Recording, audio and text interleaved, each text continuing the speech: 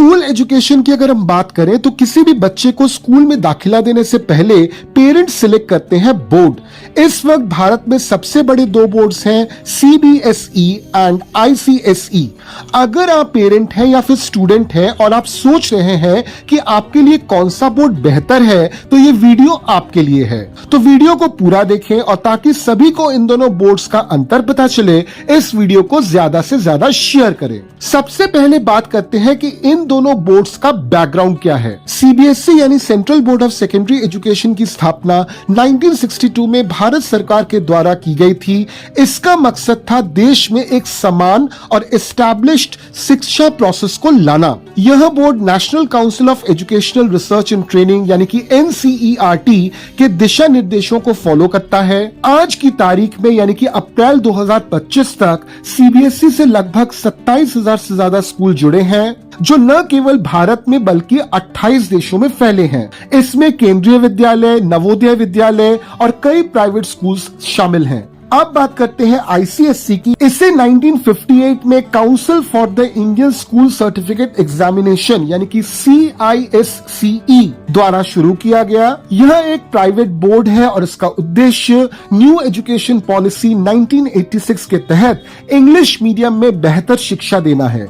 ICSE से जुड़े स्कूलों की संख्या CBSE की तुलना में कम है। करीबन 2300 स्कूल्स भारत में ICSE से जुड़े हैं। अब नजर डालते हैं कि इन दोनों बोर्ड्स के बीच में मुख्य अंतर यानी कि मेन पॉइंट्स ऑफ डिफरेंसेस क्या क्या हैं। Syllabus and focus. CBSE का सिलेबस साइंस और मैथ्स पर केंद्रित है। दूसरी ओर ICSE का सिलेबस ज्यादा व्यापक है। इसमें साइंस, आर्ट्स और लैंग्वेज को बराबर महत्व दिया गया है और खासतौर इंग्लिश पर जोर ज्यादा है। दूसरा पॉइंट है माध्यम या फिर मीडियम। CBSE की पढ़ाई इंग्लिश और हिंदी दोनों में होती है, जबकि ICSE में सिर्फ इंग्लिश ही एकमात्र मीडियम है। तीसरा पॉइंट है एग्जामिनेशन पैटर्न। CBSE में ऑब्जेक्टिव और सब्जेक्टिव दोनों तरह के सवाल होते हैं और हाल ही में कॉम्पिटेंसी बेस्ड सवालों पर भी फोकस बढ़ा है।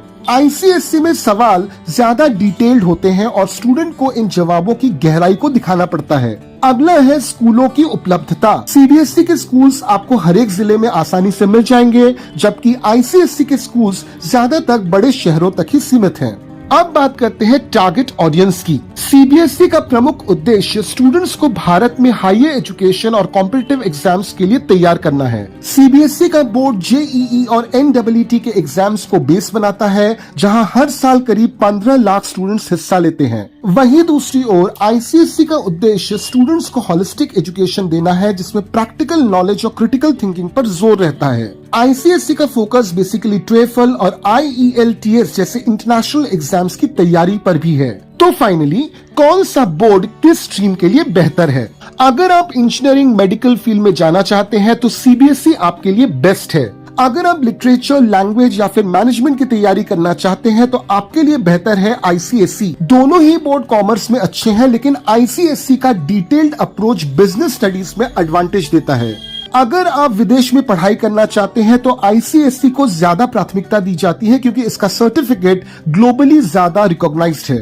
तो ये कहना बहुत मुश्किल है कि कौन सा बोर्ड बेस्ट है, क्योंकि यह आपके जरूरतों और लक्ष्यों पर निर्भर करता है।